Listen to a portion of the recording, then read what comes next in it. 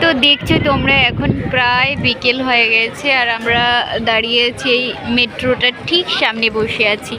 আর এই যে এইটা মনে হয় এই গেটের মধ্যে সবসময় বন্ধ থাকে, আর ভোগ যখন রান্না হয় রান্নার পর প্রসাদ বিতরণের জন্য মেবি খোলা হয়। আমি ঠিক একটা জানি না, কারণ আমি এখানে অনেকক্ষণ ধরে বসে আছি, তো যখন প্রসাদ রান্না করে বেরিয়ে এলো তখনই খোলা হলো এই গেটটা। আর বাকি টাইম খোলা হয়নি, আর বাকি অন্য গেট সমস্ত গেট খোলা আছে। আর এখানে দেখতে পাচ্ছি গেট নাম্বার 3 ওই লেখাই দেখাই,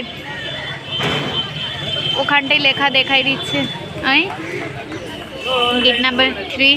আর এখানে সমস্ত সব পণ্যযাত্রীরা অলরেডি আসতে ভিড় করেছে।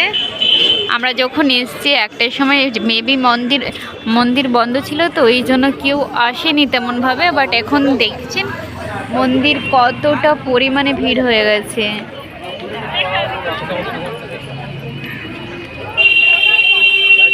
खोलो भैया।